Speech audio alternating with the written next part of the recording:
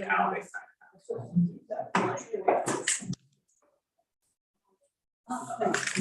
Carrie, putting us live, just so you know. Sorry? Putting us live, so you know.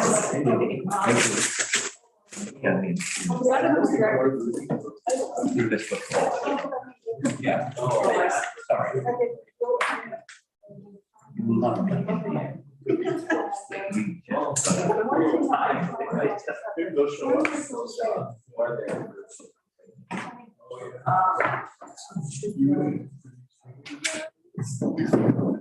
Yeah. Oh, that's nice. The first time.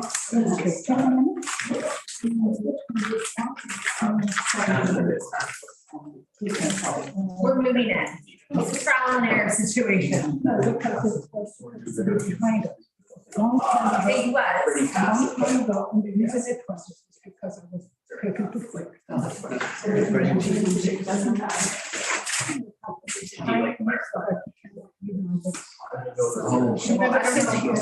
Yeah. That was the reason. Well, we're moving it to the ceiling. Yeah, but.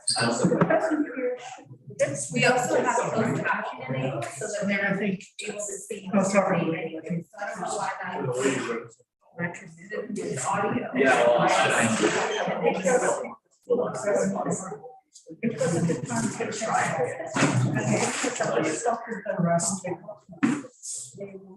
they're deferring. And then we got this, and they have focused on the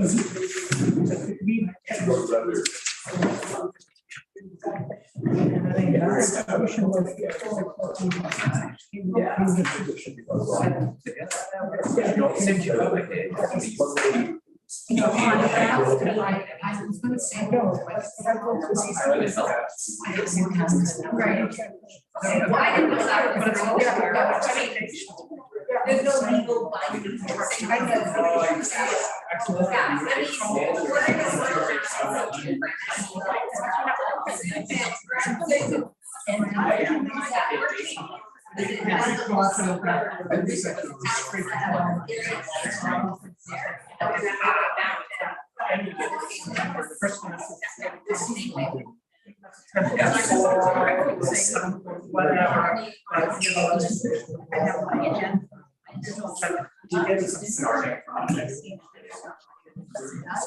Yeah, I wanted to bring that's why I wasn't. Yeah, I wonder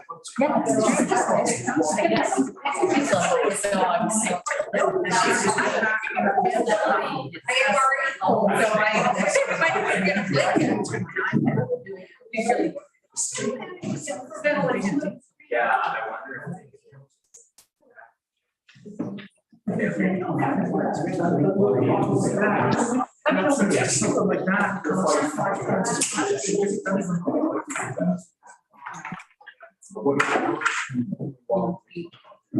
You can.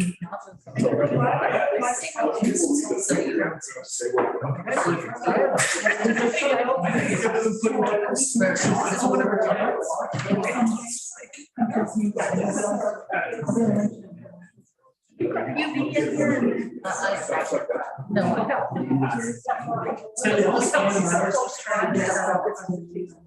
And I think we need to bring that out as well. And also, we need to first a lot of from us.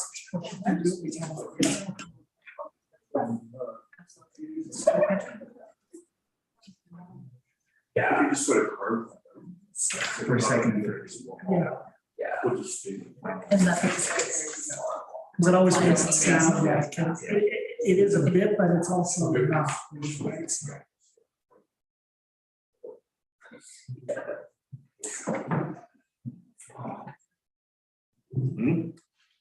That's nice. I just like that the way everything's just sort of quiets down right on the hour, which is exactly what it is. So if everybody's ready to go, welcome everybody. Thank you for coming to this special meeting.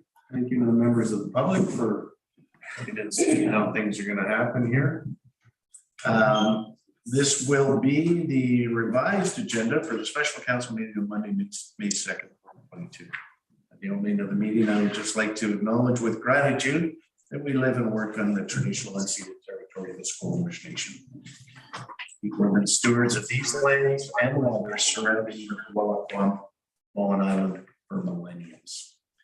We appreciate that. And we'll go to the approval of the agenda. Everybody has the late items. There was a wrapped in there, a lot of letters and a little change at the end of the program. Everybody's got that. Anybody have anything else that we'd like to discuss on this? If not, we will approve the agenda by consensus and move right into public comments. Oh, who do we have for public comments? We have 4, starting with Betty Okay. Morton, who I Oh, good. see is on the Zoom. Yeah. So Betty, you can unmute yourself and turn your camera on if you're ready. I go first. Yeah, let's go first. Thank you, Betty. You're welcome, and go ahead. Thank you. My longer letter is in your council agenda packet. I'm Betty Morton. I live in Bowen Bay. Nearly 4 years ago, we voted for you as friends and neighbors with appreciation for your express willingness to protect our natural environment, forest parks that we cherish. We also voted with the desire and expectation that you would exercise fiduciary responsibility to manage Bowen's aging infrastructure, services, and budgets with diligence and reason. Today, whether one reads the council packet, the Bowen Facebook page, or the undercurrent, it's obvious that the community is stunned by a 5-year budget and property tax proposal that burdens us now and burdens our children's future with debt at a time when interest rates are rising. I appreciate the efforts of staff to comb through the budget proposal in order to find cost savings, but I believe as council who needs to act, I urge you to do the unthinkable by delaying or canceling major projects, freezing step hires unless they result in net positive financial impact, and drastically reducing the municipal debt load. I leave you with a story related to me during the disastrous flooding of Sumas Prairie last winter. Citizens had approved a tax assessment to strengthen the levees. Abbotsford Council redirected funds in order to build a new city hall, I was told. A vanity project that contributed to mind-bending personal and public losses. We live in an era of climate-induced, unintended events that demands resiliency. Heat domes, wildfires, atmospheric rivers. It's a very bad time to loot our reserve funds. I hope you'll dig deeper. Thank you. Okay, thank you very much, Betty. Next, we have Richard Wiefelspuett, but I don't see him with us right now. I have sent him an email, so we'll just go to the next. Margaret Okay. Underhill. Good. Yeah, Pleasure, welcome. It's nice to be back in person. Yes. I've been following all the letters that have appeared with the agenda, and I'm impressed with the depth to which most people, I would say all of them, have analyzed this situation and taken the time and effort to comment. I was also looking at the proposed bylaw number 569, 2022, the 5-year financial plan, and was struck in the light of all the various letters that I've read since Friday. The following guiding principles as a municipality, and while 3 of them I don't have too much problem with, I think everyone at this table certainly needs to consider again what the guiding principles are. We will ensure service levels and the funding of such services are sustainable. We will maintain our infrastructure in a proper state of repair. We will ensure property taxes are equitable and strive to strike a balance between customer demand for services and taxpayers' ability to pay. And finally, and so importantly, we will live within our means. Thank you. Thank you very much, Margaret. Next, we have Anne Franc to Ferriere. Hello, Anna. Welcome. Good evening. Your worship, ladies, gentlemen, and councillors. I'm going to read my Reader's Digest of the story of the Snug Cove treatment plant. Many small Businesses of the Cove appreciated very much being hooked up to the Snug Cove treatment plant in 1989. At the time, the Cove went from the ferry terminal to the pub at Dormant Road and consisted of small businesses run from small cottages and small houses, some of which relied on holding tanks, as was the case of the Orchard Coffee Shop. After securing the sewage treatment hookup, this business became the thriving Whirling Dervish, which later became the Snug. Building the primary treatment plant was possible with the help of the taxes collected from Bowen Island property taxpayers. Kate's Corner, with its 4 buildings, shops, and apartments, was built after 1989, and as houses started being built on Kate's Hill, it became evident that the primary treatment plant was not sufficient to process all the sewage collected. And so the Snug Cove treatment plant was upgraded to a secondary treatment plant. In the meantime, the Oven Door Bakery burned down.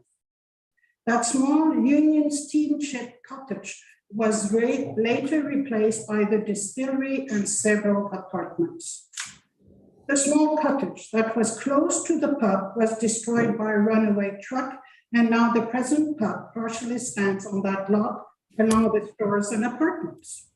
And now in 2022, we discovered that the reserve were used in 2011 to upgrade the primary treatment plant to a secondary treatment plant.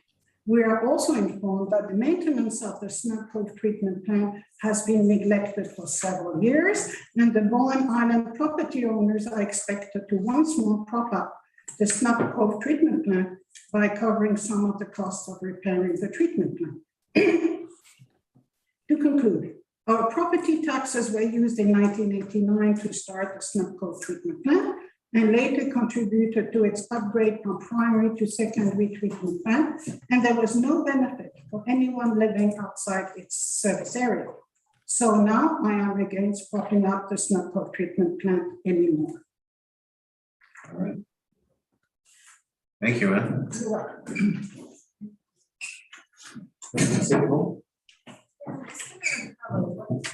Can I see if Richard's back? Yeah, I think there's one more that I'd like to. Oh, sure.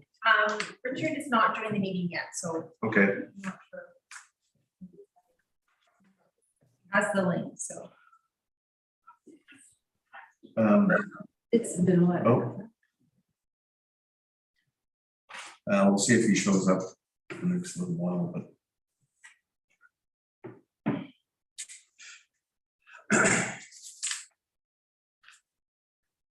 Oh, I don't have a public comment. Okay. I thought it was just saying. Oh, no. This is my Okay. first time in council. Oh, no worries. Thank you. Well, that's a wrap then. Okay, it's a wrap. Okay, so we're gonna move on to business arising from the minutes, and the first one is 3.1, which is Bowen Island Municipality 2022 budget FTE request from Liam Edwards, Chief Administrative Officer. And go ahead, Liam. And I just would like to say that this budget has probably been one of the toughest budgets we've ever faced at the municipality. There's no question about that. And I think it was a perfect storm of the timing of a lot of capital projects that came due. Stuff like the community center, which we have a very large grant of $8 million. So we're carrying on with that. But there's also some infrastructure problems that came in and that were to be expected, but eventually, but they all seem to come down at the same time. So we've been put in a really tough position here where there's a lot of expenses and that sort of thing. And so this budget was very, very hard to put together, and Kristen's done a great job of putting out everything that was there. And there was quite a bit of pushback from the community. And because of that, we sent it back to Kristen, who's done an incredible job of putting together the numbers for today. And we've managed to look at a reduced rate at this point in time, if council wants to entertain that, and also getting the FTEs. And Betty Morton did mention that about the FTEs, and like she said, don't entertain any FTEs unless they're gonna pay for themselves.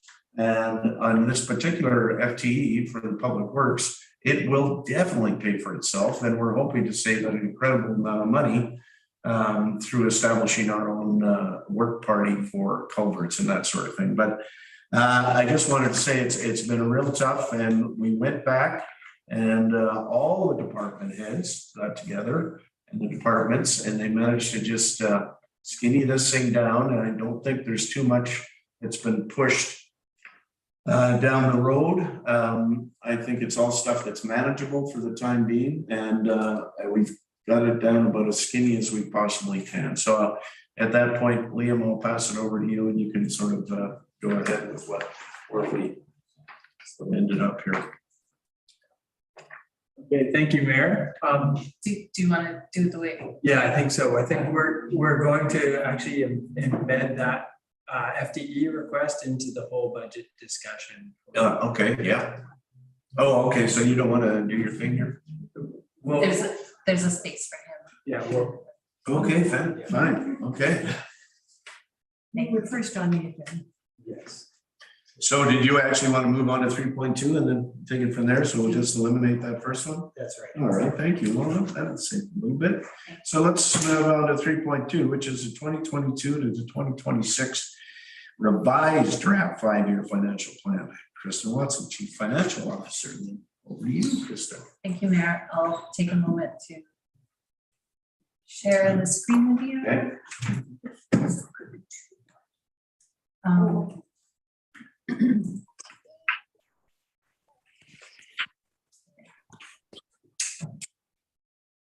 So these are the slides I put together to present the revised 2022 to 2026 draft financial plan for today's meeting, May 2nd, 2022. I'd just like to do a little bit of a recap from the regular council meeting that was held April 25th. Staff presented the first draft of the 2022-2026 financial plan.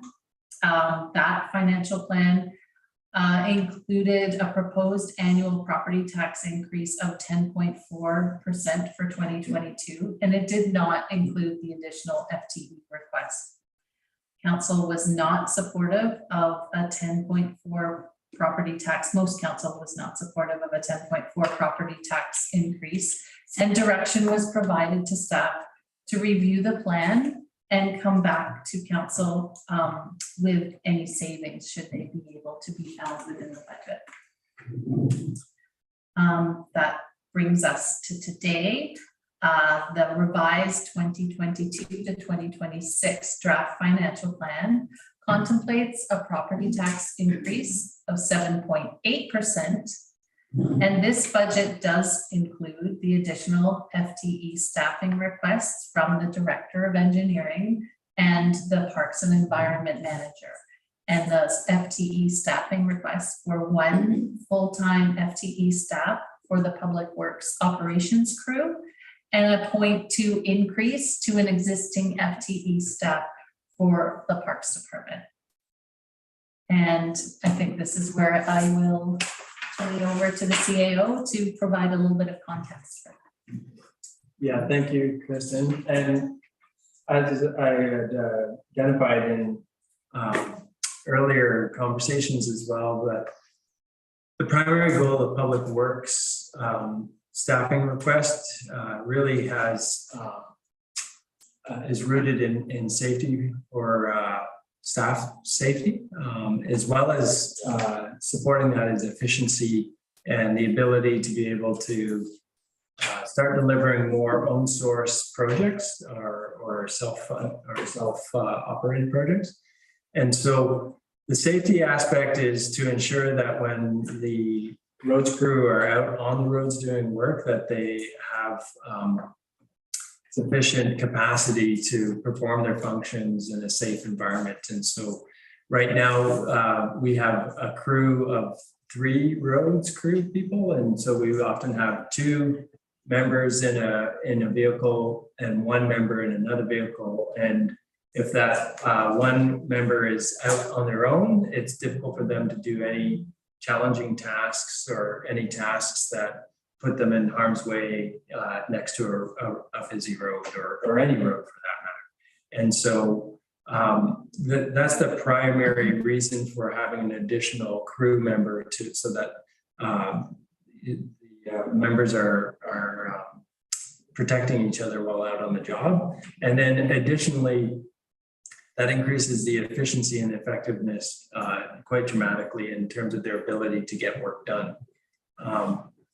And more we've been looking at, well, how can we actually accomplish some of the jobs in a more cost-effective manner?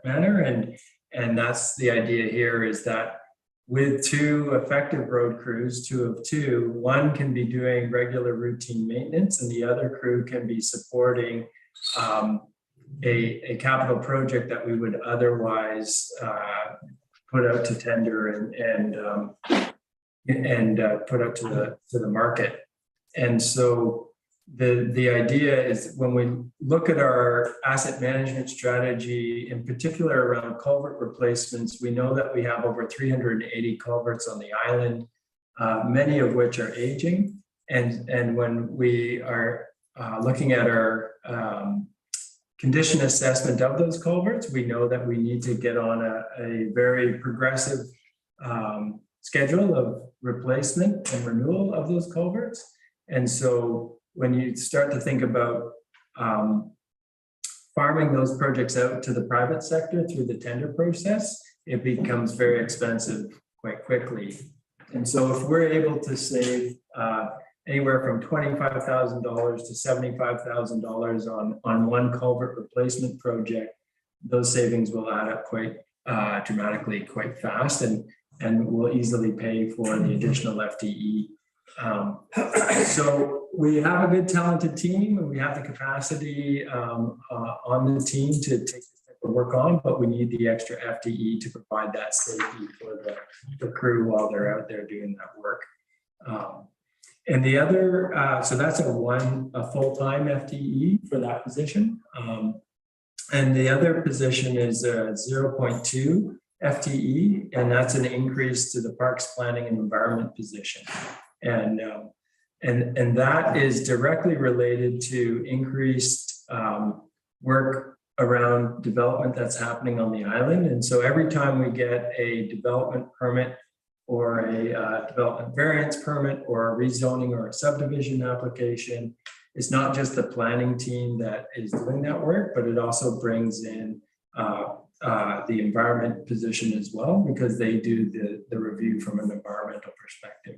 And so we've seen the workload increasing in the planning department as more and more permits are being requested, but that also has an impact on the Parks Planning and Environment position as well. And that increase is separate from the on-island composting project. Certainly that position is putting a lot of effort into the on-island composting project, but this increase is not directly linked to the on-island composting project. Yeah. And then I wanted to also just take a moment to talk a little bit about salary relative to the overall organization's budget and expenditures. And so if we could move on, thank you, Kristen. So this next slide in the presentation looks historically back to 2014 at the salary, operating, and capital expenditures from a budgetary perspective. And the bottom line, the dark blue color, represents the salary budget, and the gray line above represents the remaining operational budget, and the orange is the capital budget. And you can see how the capital budget tends to fluctuate over time relative to the operating and the salary budget. It's interesting to see that the operating budget has been increasing at a slightly higher rate than the salary budget, but the salary budget over time actually has not been increasing at any kind of rate of concern. If anybody were to really look at the the growth over time, it's not quite concerning. But what is of concern to some people is the capital expenditures. And but for me as a person responsible, one of the people responsible for running the organization, I think this is a pretty impressive graphic because it shows the ability of a fairly small group of staff to manage quite a large portfolio, not just from an operating perspective, but from a capital perspective as well. And so, one would anticipate that you see this kind of dramatic increase in capital expenditures and capital projects, that you would also see a dramatic increase in the salary budget as well. But that's not the case. We're trying very hard to maintain and limit salary budget, and that means new hires, and we really restrict the request to absolutely necessary positions. And so I just thought this was an interesting graph to illustrate that. Kristen, I'm not sure if you wanted to add anything to that or clarify. No, I think Liam shared this graphic with me, and it's quite stunning, the investment in capital that has taken place over the last few years in this organization. So just for clarification, the orange line is the actual money spent on capital projects in that particular year, not the contributions to reserve. It's the capital. The actual outlay for jobs. But this is all budget. It's not actual expenditures. It's taken from the budget. It's not actual. It's the budgeted amount for capital expenditures, not the budgeted amount for contributions to reserve. Correct. So, I have a question about the orange part there too. This is a really interesting graph. Thank you. I'm glad to see the bottom two so steady. My question about the orange is, does that include the revenue that we have been beginning to acquire from grants? Yes. Thank you. It's the total expenditure. Yes. Whether we funded it or it's been grant funded or more. So some of that orange is coming from other sources. Correct. Yes. Right. But we still have to manage it. It's still staff time and still. Oh, yeah. Yeah. Oh, yeah. Maureen, go ahead. Another thing I would find helpful to just briefly touch on is what happens in the years, the projected picture after 2023. And it's shown in our draft budget, but there's a very dramatic drop off in terms of capital. So if somebody looks at this, I follow the explanation that's being given around taking comfort that we haven't seen exponential staff increases here. But we're also, after we get over this hump, we're not looking at this trajectory continuing, because as some folks have pointed out, it's not a sustainable amount of growth. And that change is reflected in the projected budgets. Okay, thank you. Yeah, that's a tough 18 months. And if I may, just to add on that, when I first arrived here, I was speaking to it as a capital hump or capital hill that we had to climb, and really it is kind of a capital plateau. So these are projects that have been in the works, some of them for decades, and they're all happen to be coming together at a similar time. And so the capital initiatives are a big impact to the community, and I think it feels even bigger because they're happening at a similar time. But I do want to just take a moment to touch on the capital initiatives that we take a very careful consideration on how they're financed, and we maximize grant funding wherever possible. There's a large contribution of grant funding to almost all the projects, and to minimize our debt load. And so one of the things that we are really conscientious about is to make sure that we don't overextend ourselves from a debt perspective. The community charter protects us very well from that, protects every municipality. So a municipality cannot spend more than 25% of its sustainable revenue on debt financing. Hard stop. And so that's a good measure right there. And then additionally, what we're trying to do is projecting into the future with some of the capital expenditures that we know that we're going to have to take on, and with everything that we currently have going on, is to limit that capital debt financing to 50% of our allowable maximum. And so really we're looking at trying to cap out at about 12.5, maybe 13% of our sustainable revenue. And so that will still leave more than adequate room for unknowns and other urgent things that may come up in the future. And but it does feel like a lot because Bowen has had the luxury of having very limited, next to no debt. But in order to achieve the services and the goals that the community set out, we have to incur some debt, but we're being very conscious to make sure that we keep it at a very manageable rate and allow for future needs as necessary. So can I just ask a follow-up question? Some of the feedback that we've received from the public in letters and other sources has been related to project management. How come all these capital projects are happening at the same time? Why did that happen? I don't think there's any control over it. It's when we got the money, like at a community center, we had to wait 14 months for the money. Fire hall, it's nice. The fire hall is almost done and that sort of thing. But it was just, like I say, it was a perfect storm. And it just happened that way. I don't think there was any plan to make it happen that way. We would have liked to have staggered them, but that's just not the way it happened. So we would have preferred to have staggered them, but because of conditions of grants that we confirmed, very significant amounts of grants. Yes. And also availability of contractors. And also because some popped up with essentially no warning. Exactly. And some of the projects that, are projects that we're made aware of and that we have to take on, that we can't really delay. Other projects, they've been delayed in the past and now we can't delay further. Projects like the community center had been applied for funding in the past and unsuccessful, applied again and then successful and said, okay, now's your opportunity.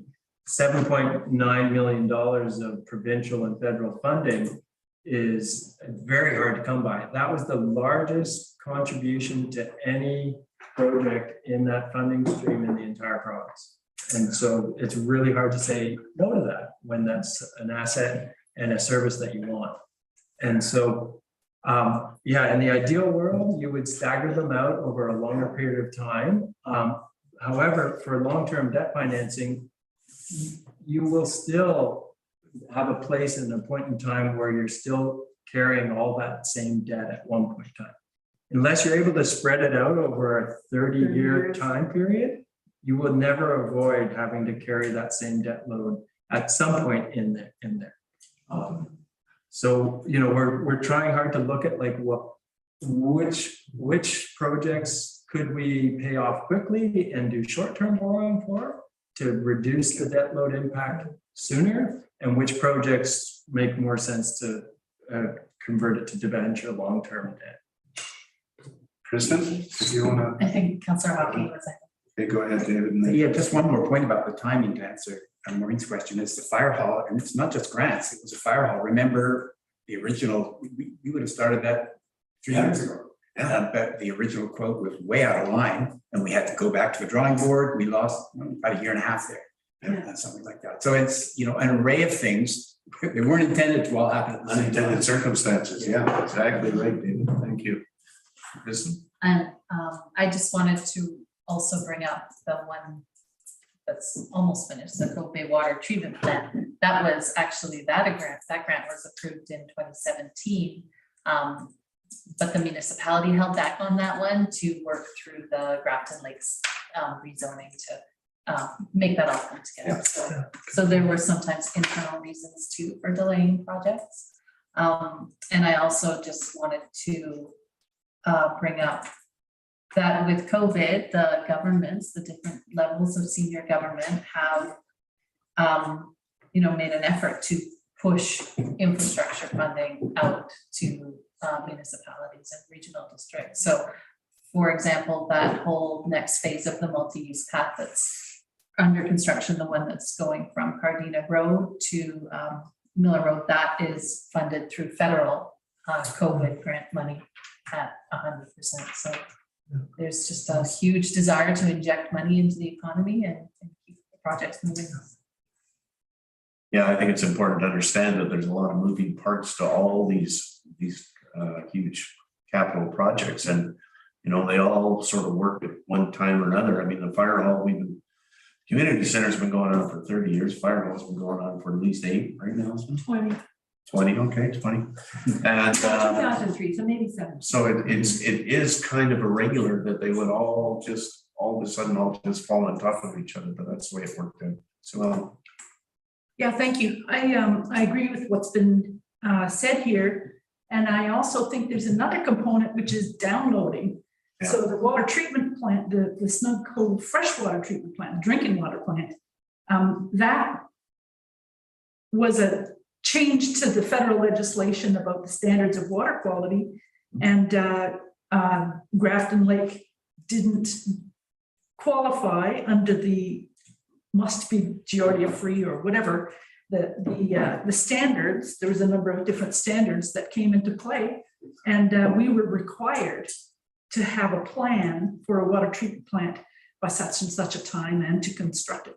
So that's some of those things have been we're required to do, and as well as not pollute and all that, those kinds of things. And I'll just take a second to say I see all of these in this time of uncertainty. Thanks everybody who's written and presented to us. Also, good public feedback.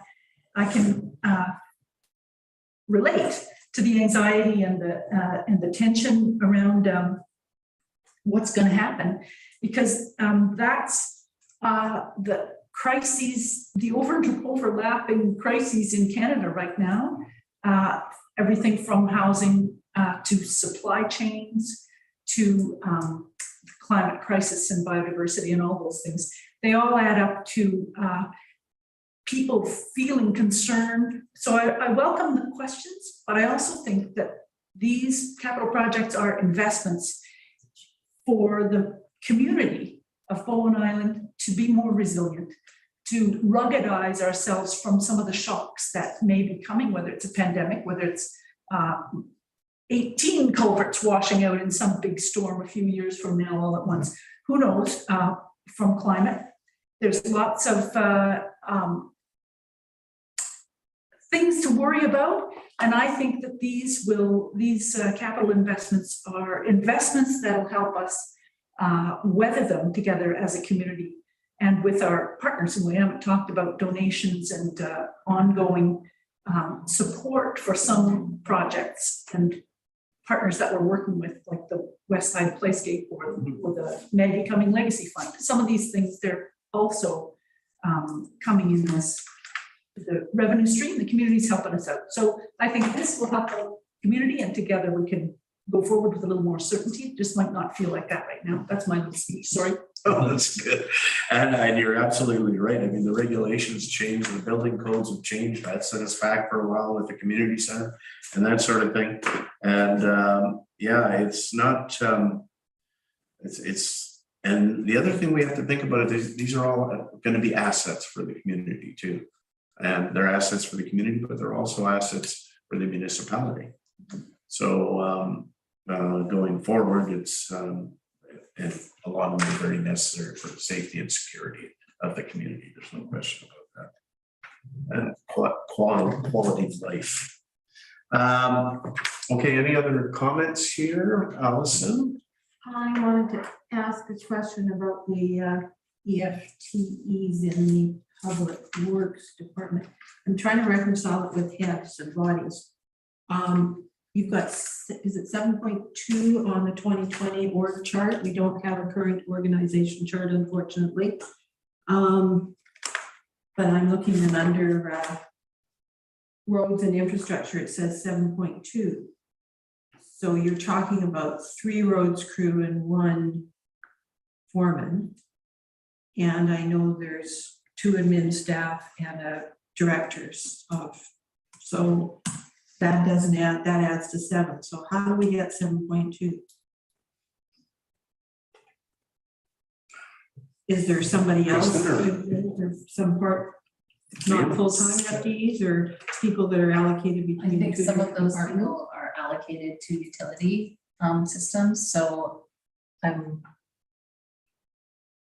7.2 from, Roads and infrastructure and 5 for utilities.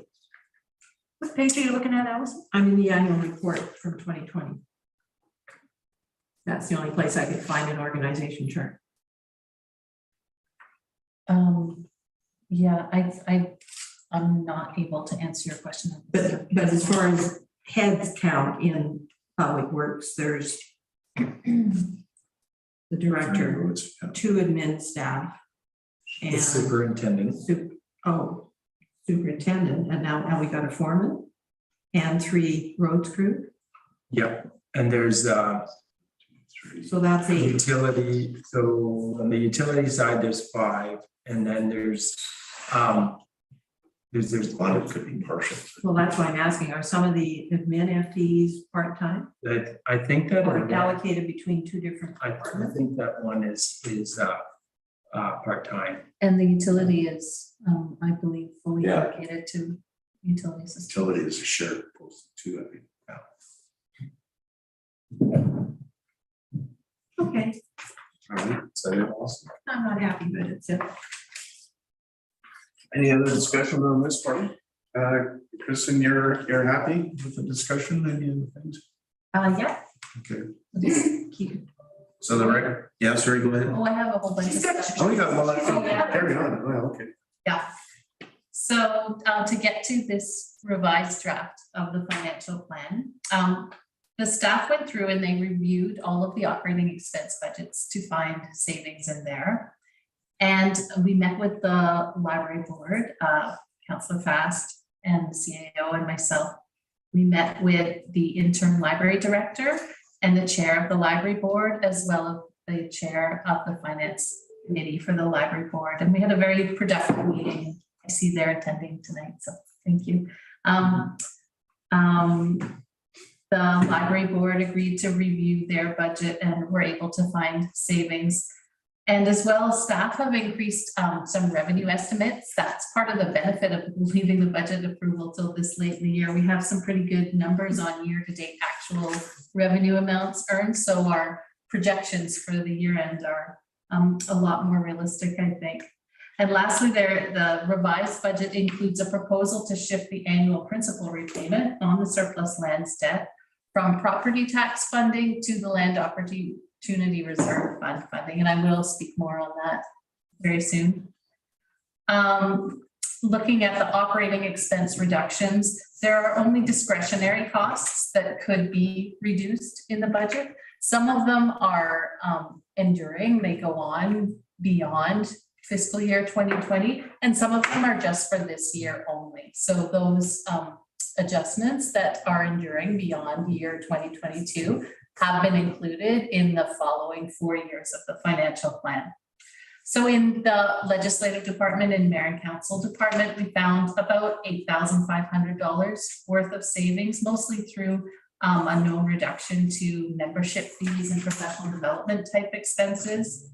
The administration and finance department were able to come up with about $10,200 in savings. And in general government, we were able to reduce expenses by about $7,000. There was no proposed reduction to the community grants budget. Fire and emergency, we found some savings there. One of them was actually a mistake on my part. I had budgeted an expense in 2 places, so that came out. And then there were some additional expenses to do with some contract work that can be pushed off till next year, and miscellaneous reductions for volunteer call out and some equipment repair. So there was 28,000 able to be found within the fire and emergency budget. In planning, there were some reductions to some conference fees and a small reduction to mapping services.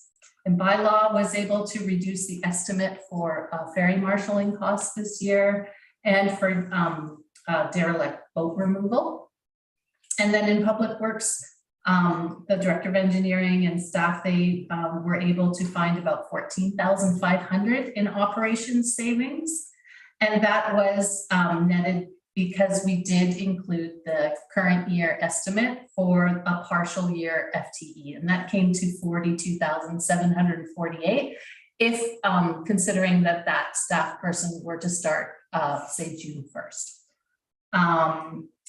All the garbage and recycling there, that is a contract. It is a 5-year, it's a 7-year contract that expires in 5 years, and that is a fixed amount.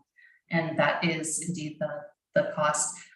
There's 1.2 million in costs, and then there's tipping fees that we pay to Metro Vancouver in addition to the contract fee, and that is full. That is the garbage and recycling budget that we pay each year. In community recreation, we found some savings. We were able to reduce facility rentals as well as some professional development and communications costs for total savings there of just under $17,000. Parks and Environment were able to find some significant savings, about 22,000, and that allowed us to put the equivalent of the cost of the 0.2 FTE back into the budget for net savings of 6,675.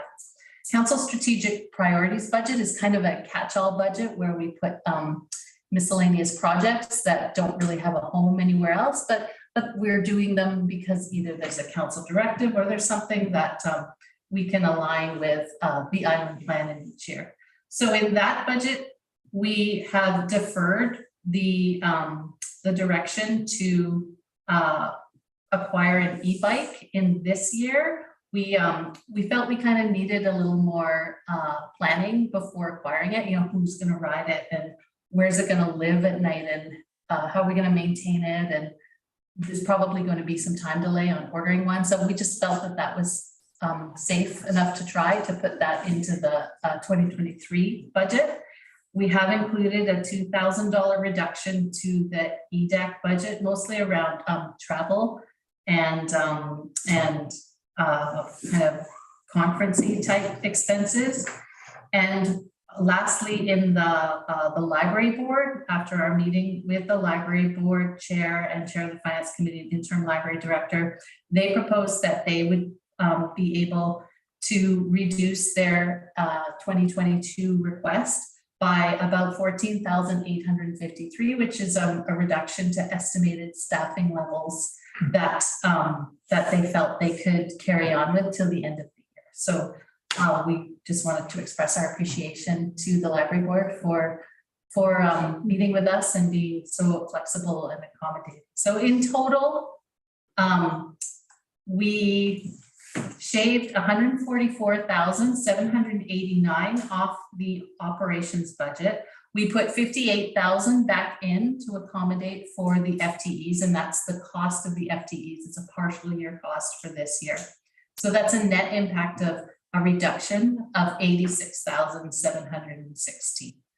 So the impact to next year's budget would be approximately $95,000 is the full year cost, plus we've increased it by an inflationary factor of 2%.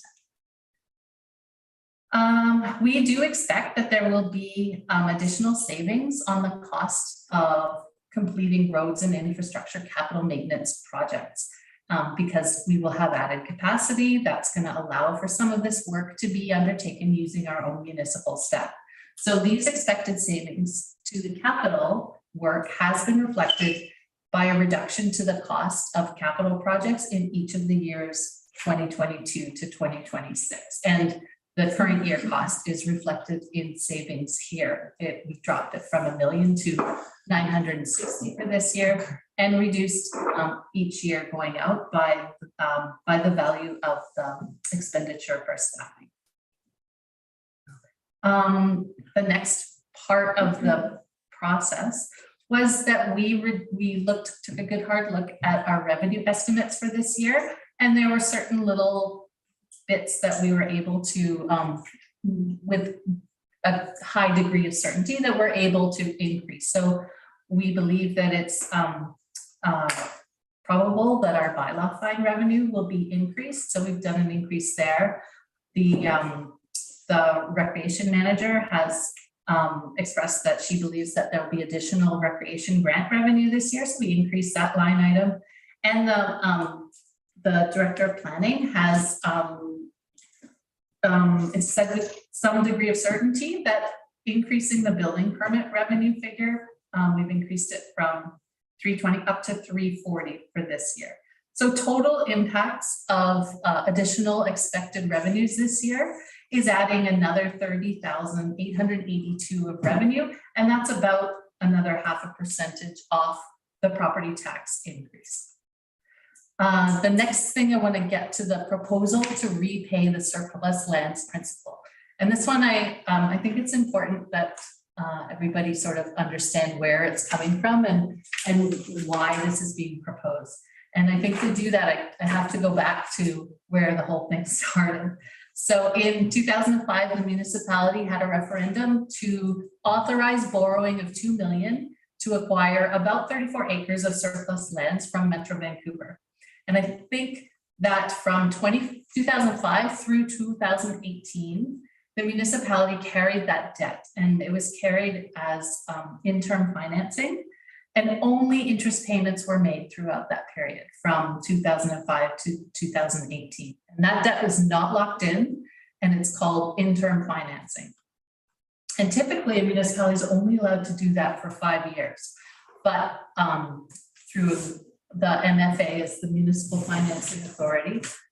With special permission from the MFA, they permitted Bowen Island Municipality to continue to carry that debt in this short-term portfolio.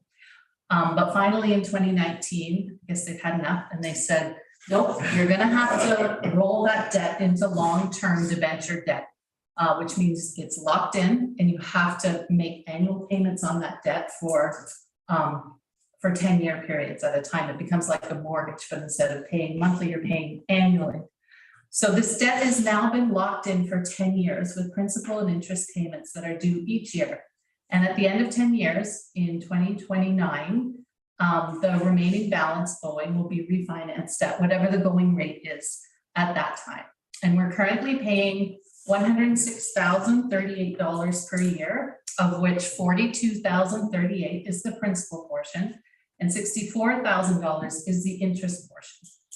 And then what's happening at the same time is that some of the community lands were sold by Council. In 2020, Council sold Area 1 of Lot 2 for $850,000. And in January of 2021, Council sold a second portion of Lot 3 for $300,000. And the community charter does require that any proceeds of land sales be used first to pay any debt that was incurred about acquiring that land. So the problem is that we now have this $2 million that's locked in this long-term debenture debt, and we can't actually use that money to pay down the debt. There's no opportunity for us to repay any of that principal until 2029. So the proceeds of land sales, they sit there in a reserve fund called the Land Opportunity Reserve Fund.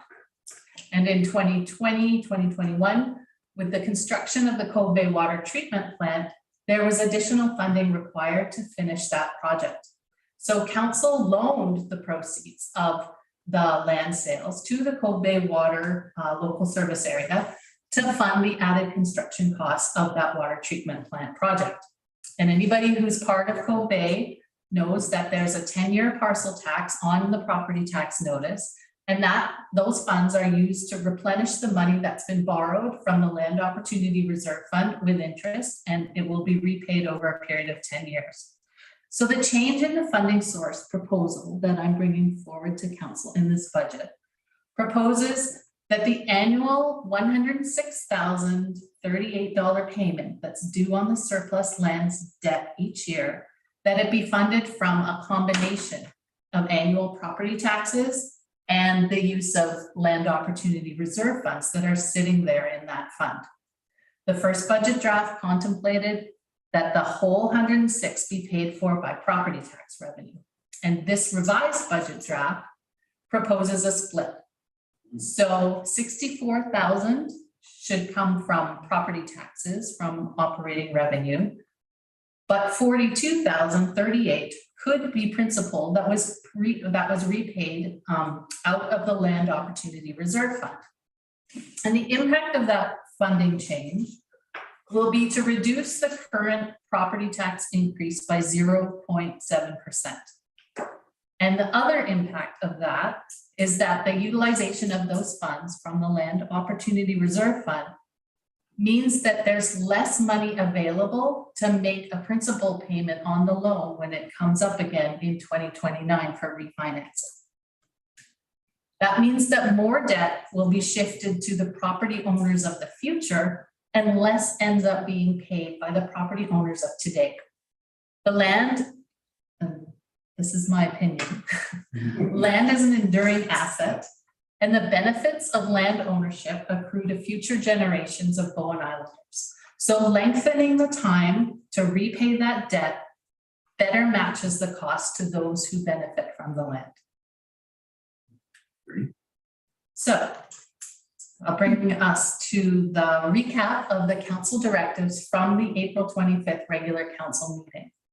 And one of the directives was to maintain the status quo on the property tax distribution ratio. So specifically, do not change the 1-to-1 ratio of residential to business. Secondly, there was directive to include the LAC water systems in the 5-year financial plans, and that has been done.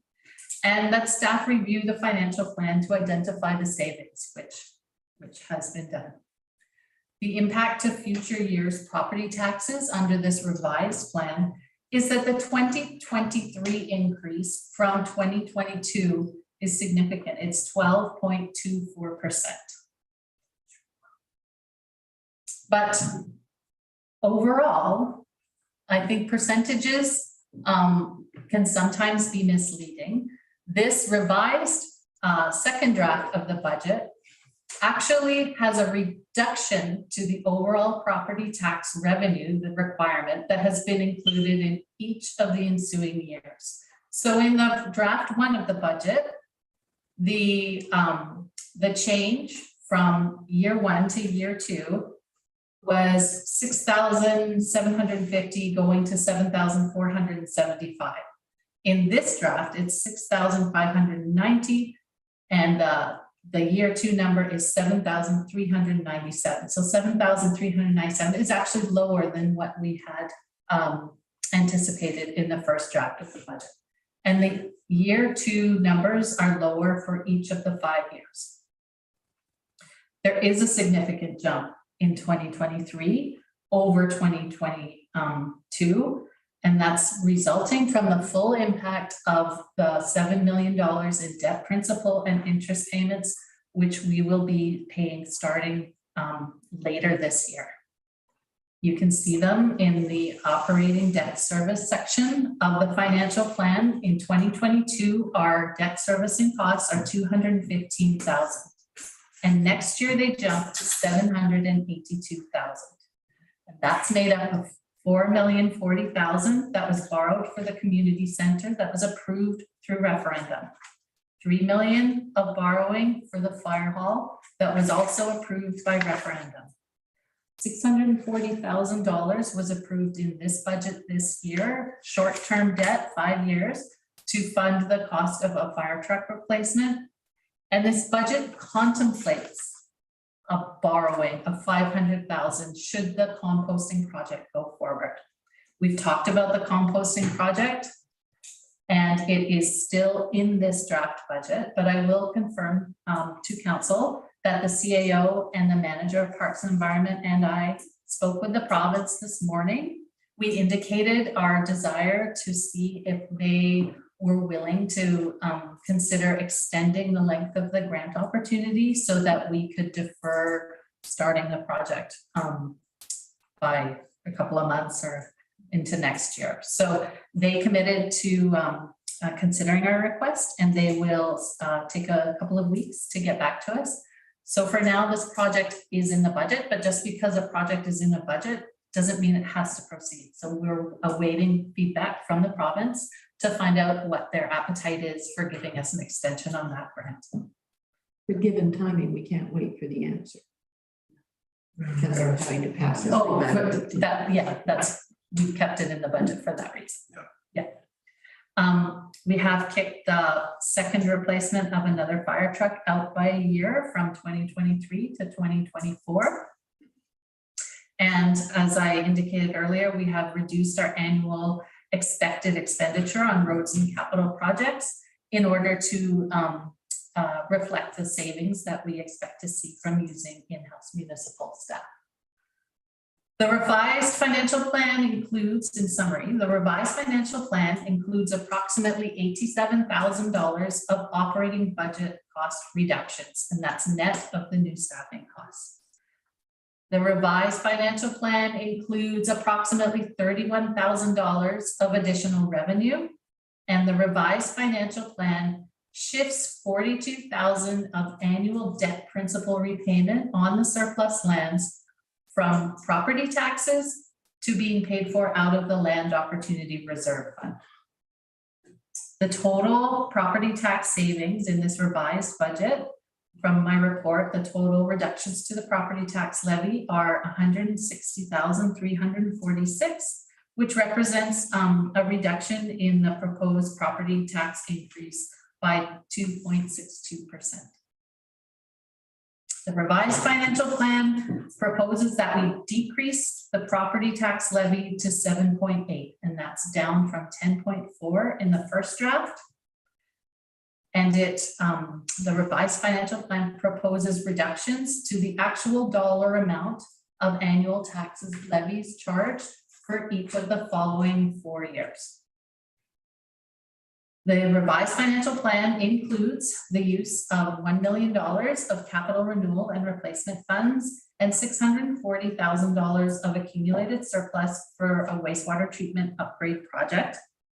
And given that council has assigned a portion of the benefits of this project to accrue to the Snug Cove Sewer local service area and assigned another portion of the benefits to accrue to all taxpayers generally, there is a repayment plan that has been devised and is included in this budget that $718,677 will be repaid to the general fund accumulated operating surplus by a parcel tax imposed on residents who live within the Snug Cove Sewer District. And there will be use of $921,323 that will be drawn from reserves to fund the balance of this project. Timeline for adoption. The budget, it must be adopted before the 15th of May each year. And staff are recommending that council approved this revised draft 2022 to 2026 5-year financial plan.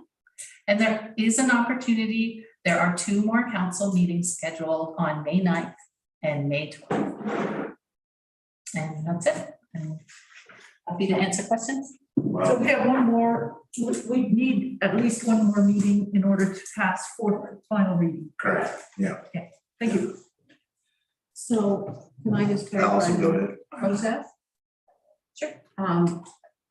We've got a recommendation in here to give it the first 3 readings, Yes. but this report up here is recommending the first 3 readings be May 9th and the adoption be May 12th. No, I'm not making that recommendation. I'm simply saying there is an opportunity. There are 2 more council meetings scheduled for the statutory deadline of May 5th.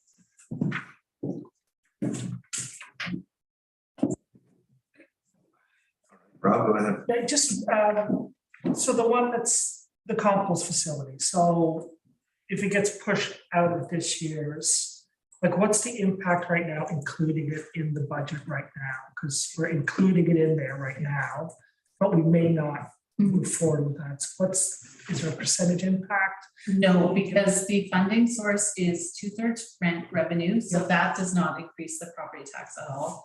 And the 1/3 municipal contribution is proposed that will borrow from it. So we actually don't have the funding for our contribution. We Right. have to borrow. So where it does show up in the financial plan is the increase to the debt servicing costs in 2023 include the proposed use of 500,000 additional borrowed funds. If there's a change to that plan, the change to the next debt servicing costs will come after it. Thanks. That's good. Anybody else have any questions here? Just maybe just a quick comment on especially the roads, FTE. I really look at that as a huge cost saving for us, and I think it's great that we're looking at it from hey, we're going to be reducing contracting fees by taking this in-house, and I think that's an important point to make, and especially like even you can see the potholes popping up all over the place, and one little one turns into one that's like 5 times the size within weeks and winds up costing us way more. So I think that's definitely, penny rich, pound foolish on that one. So, good on staff for being able to show that within the bigger picture, because I think the bigger picture will show that that's going to save us money. It's not going to cost us more money. Like not doing that will cost us even more money. So I just wanted to put that out as a point. That's a good point, Rob. Anybody else have any comments? Maureen? Yeah, just a couple of things I want to confirm. One is that if we were to approve the revised draft financial plan for 2022 to 2026, that what we're doing is we're approving going forward with the proposed rate for 2022, but next year, 2023, we will revisit all of the budget information and the proposed rate that is in this document may or may not be actually what is actually put in place. So that there were further grant opportunities, if there were projects that were shifted around, if we found out certain things about the operation of public works or another part of the municipality, all that would be revisited. It is revisited every year. It's a planning tool. It is an opportunity to say, hey, this is what we've agreed to now. And if we did move forward with composting and borrow another 500,000, oh, look at how much our debt would be. It's an opportunity to have those conversations, and certainly things change a year from now. Things will That's different. That's great. The next question has to do with giving a budget document 3 readings in one sitting. Is that unusual?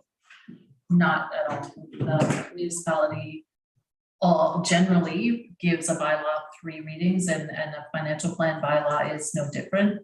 The consultation piece and the opportunity for council to consider and discuss has had several meetings and opportunities for that process to take place. Okay.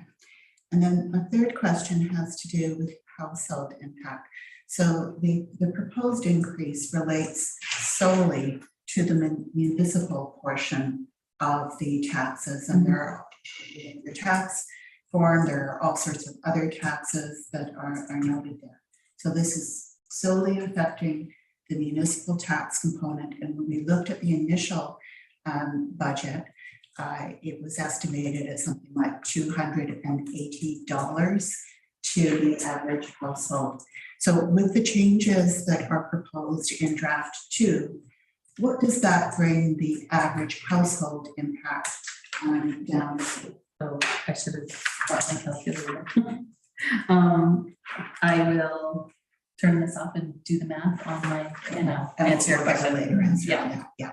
we were chatting about it before the meeting. We thought probably $255 per household. But we'll see what the real numbers. Okay. Okay. And then one of the major, this is the last point, one of the major criticisms that we've got of the revised budget is that we're just pushing the expenses down the road. How would you respond to that?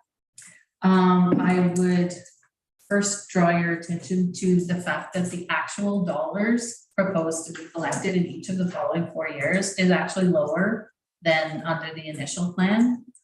And again, the significant jump in the second year of the plan is driven by that increase in debt principal repayments. The proposed increase for years 3, 4, and 5 are a very modest, between 3.5% to 4%. So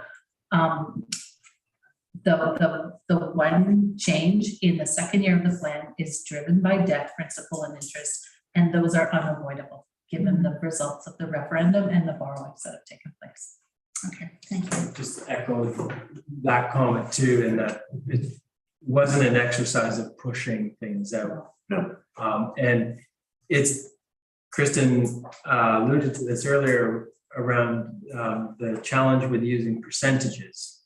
Because we've lowered this year's percentage, it makes next year's percentage higher.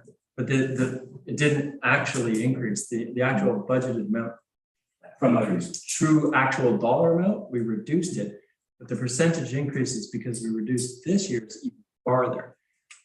So it's confusing for folks. It's alarming for folks, but the reality is that it's lower.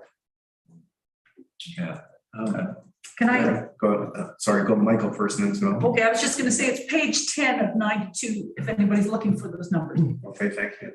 Yeah, I just thought it probably wouldn't hurt if we just reiterated the fact that when people receive their property taxes, that long piece of paper, which they're rushing to defer if they can as quickly as possible.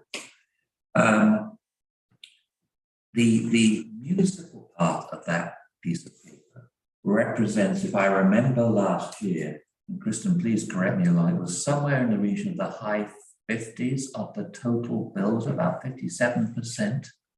Is the municipal portion? It's a municipal portion. So when people get that long piece of paper, the municipal portion of that is about 57%, because when this subject is under discussion, people say, well, that's whatever percentage on our total tax bill. Well, it isn't. It's a percentage on about 57, or let's say just under 60% of your total tax bill when that long piece of paper arrives. And correct me, but the rest of it belongs to police, to schools, to Islands Trust, to Metro. And those bills go on top and they make up the rest of the 40-something%. And I think that needs to be clarified, because people suddenly need to understand that what we're talking about here is not the total bill they're going to receive. And if those other charges increase exponentially, well, that is something that the municipality has no control over. And we wait to see what those are. And I don't think at the moment we've been informed, have we, in any way, shape or form, what those, well, we have some idea on a couple, you know, for Islands Trust, for example, Yeah. but we haven't been involved yet for police, the school taxes, we haven't, have we actually been informed? of We've what- got the rates. They don't, some of the taxing authorities send us a bill. Yep. And others send us rates to apply. So we just apply our rates to the assessed values. We apply the school tax rates to the assessed values, and we don't know what that total bill is going to be until we run the tax calculation. And those assessed values are the assessed property values as assessed by BC assessment. Yep. They're not assessed by us, they are assessed by BC assessment. So those percentages are not done by the municipality. And I only raise this subject because it's understandably confusion that when people get their tax bill or their property tax bill, it comes from not just one source, it comes from multiple sources. And we represent just about somewhere in the region of about 57% of that total. And I can understand why people are confused. And when one reads the letters that, people are trying to understand between capital and why everything at once. This is an extremely complex issue with so many moving parts, and not all of the parts are ours. And next year, we will have to live with the next council will have to live with the unknowns of interest rate changes and growth, which we're certainly not in the business of guessing. So thank you, Kristen. I hope you don't mind, because I know there is some confusion. Just this is not all our bill. No one get that piece. David? Thank you. Thanks, Gary. I just want to make a couple of comments. And first of all, Kristen, thank you for the work you've done. You've made good presentation today. All that work that you've done to reduce things, that was really good. Thank you very much. And you've also presented very clearly in all of the different presentations you've given. So for the folks that have been watching, I think you get a pretty clear understanding of what we're looking at. I also just I recognize that so many people are upset looking at this rate. And just a couple of comments about that. Chatting with the mayor of Anmore, they put aside 10% a year for 10 years to make sure that they had the funds to be able to deal with issues, the kind of issues that we're facing today. And unfortunately, we haven't been doing that. I'm not laying blame on anybody, but that, it would have been probably better for us to have put some more funds aside over many, many years. But we haven't done that. Also, there have been comments in the various letters about a small community to do small things and so on. That's actually, there are a lot of things in a small community that are unavoidable. For example, we have more roads, more kilometers of roads per person than anyone else in the region. And roads, especially hilly roads, come with a lot of culverts. And so we have expenses because we're so low density that other people don't have. And so, that costs a lot of money. We also have expenses because we're isolated. Other municipalities can share services like fire services. We can't. And so we have to have a fire hall that's considerably bigger than what, a 4,000 population would be if we're on the North Shore, where we could have somebody else come over and help us if we need. So, I really feel that staff has done an excellent job looking through this very carefully. This is not an excessive budget. It's costing us quite a bit, but unfortunately that's unavoidable for some of the reasons that I've described. So I'm in support of the budget that we've seen before us today. I feel that we've done excellent work to try to bring this down as much as possible, and I really appreciate the work that staff's done on that. And I recognize that a lot of people are upset. What politician ever wants to vote for a tax increase? None. And so, I know that staff has done the best job they could here. And those are my comments. Thanks. Thank you, David. Those points are all very well taken, and that's exactly right. We are in a situation, not a desperate situation, but we're in a tough position. And I think got to thank Kristen for coming up with these numbers and doing everything we possibly could to reduce the impact on the community. And but there is a point in time when there are expenses, and there's no question, and we're certainly not being frivolous about this. Most of our needs are there, but our wants are not there, and those will have to come to another day.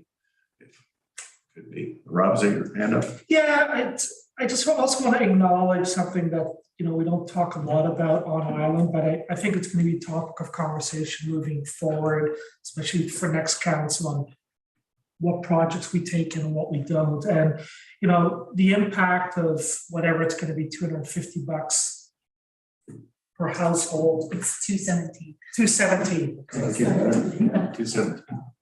I told you it was a bit lower than 250, but anyway, it's good to be on the higher end and come down. But just a bit of an acknowledgement around the different impacts this has on different residents on the island. And if you're somebody that owns a capital asset right now and it went up 30%, boom, you made $300,000 or $400,000. by really not working, right? It's just luck, okay?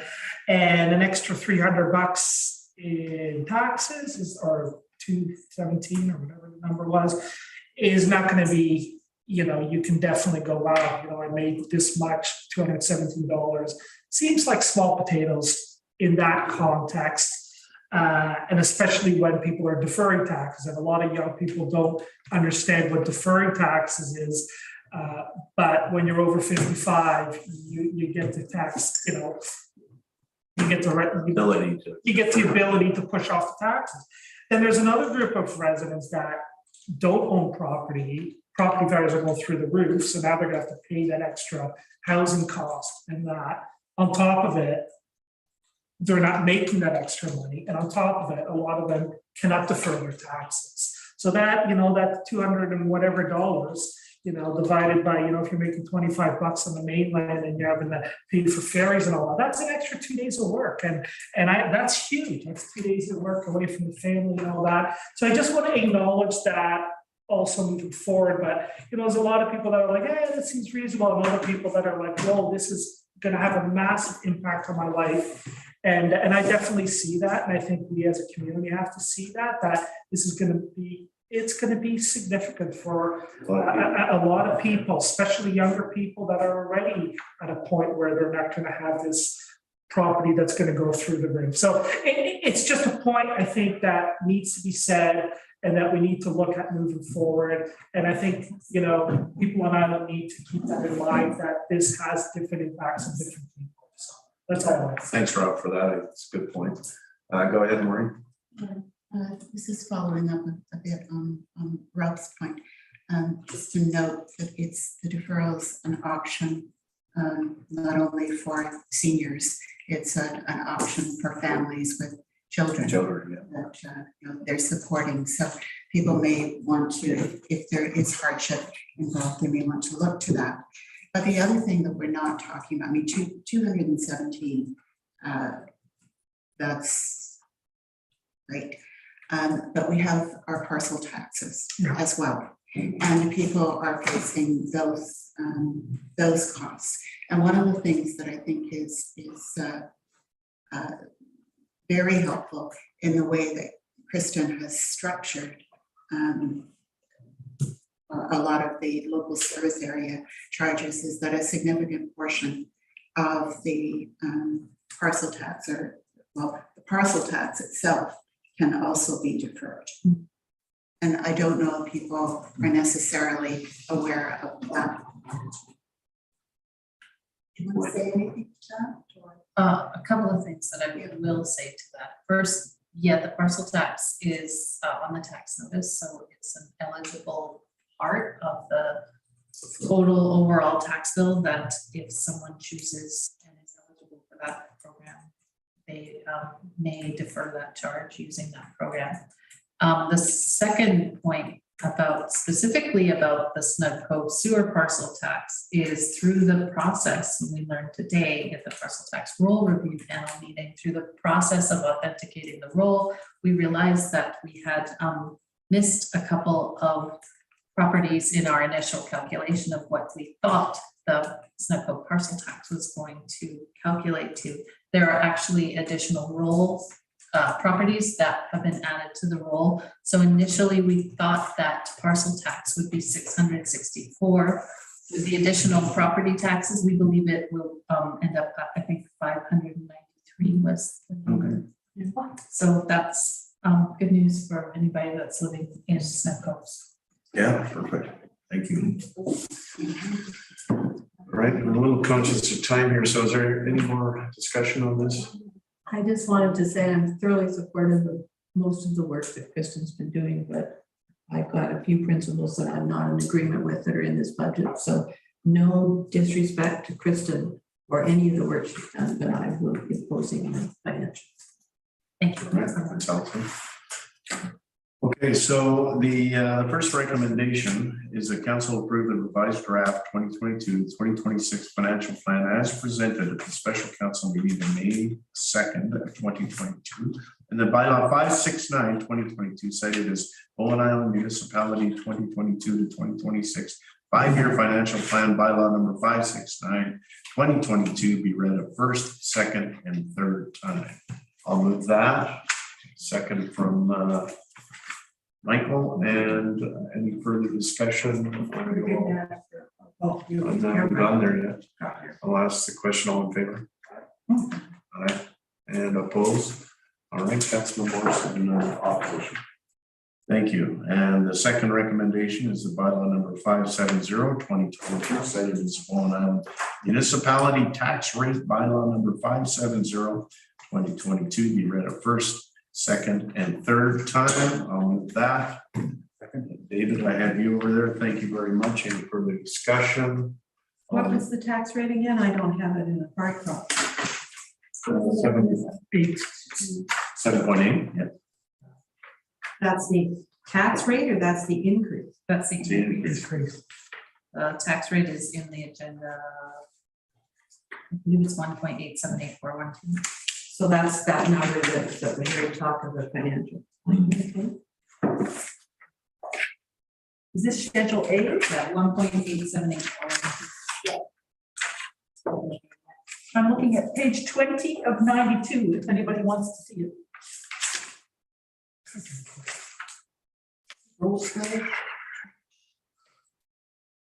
Where did you get page 20? I'm looking at the PDF of the. Okay, then I apologize. I did not see an updated agenda and I was dealing with the one that came out Friday. Oh. Here, it's coming down to you in hard copy. Can Kristen answer that?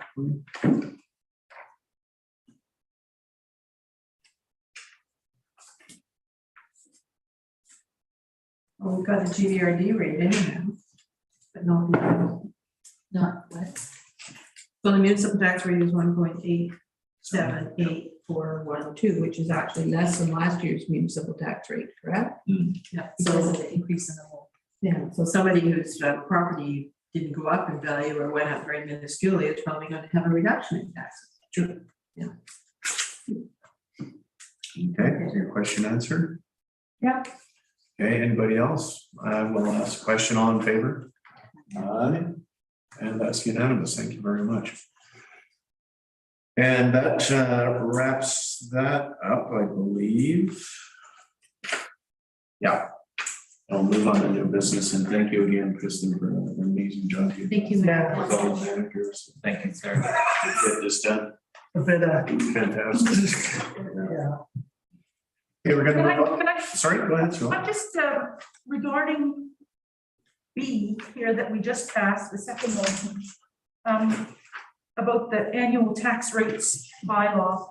I'm hoping we can revisit this next year. I looked through my notes and this is just the questions of, for example, do businesses pay the same rate as residential, which is what's in our budget and what we just passed now. I looked at my notes from a previous year and in February 2021, we thought we should be revisiting that and looking at that. But then through the year, different things happened. We've got a new financial officer, which is great. And I'm wondering though if we can put that on the agenda for next year. And I don't think that I don't have a motion prepared or anything. I just wanted to say something because people are watching, and I think that might be somewhere else where we need to start adjusting because Bowen has changed, and we should be considering that more carefully. Bring it up next year. Well, it'll be a new council too, so perhaps there, Yeah. it would be an appropriate time for sure to, as part of the, explanation. Or even as the next plan or something. Okay, thank you. All right, thanks, Joel. Okay, so the new business is we are going to move to a closed council meeting. The recommendations council requires a closed council meeting to discuss a time-sensitive matter be held following the adjournment of a special council meeting of Monday, May 2nd, 2022. And And whereas council wishes to waive notice requirements under section 127-4 of the community charter, therefore be resolved. Council moves to close council meeting to discuss items pursuant to section 90-1J of the community charter. That's about it. I will move that recommendation. Thanks, Rob. I got you, and all in favor. Okay, that's unanimous. Okay. And at that point in time, we'll adjourn this meeting. And thank you very much. Thank you. Thanks, Thanks, Kristen. Thank you, members of the public. Yeah. Thank you.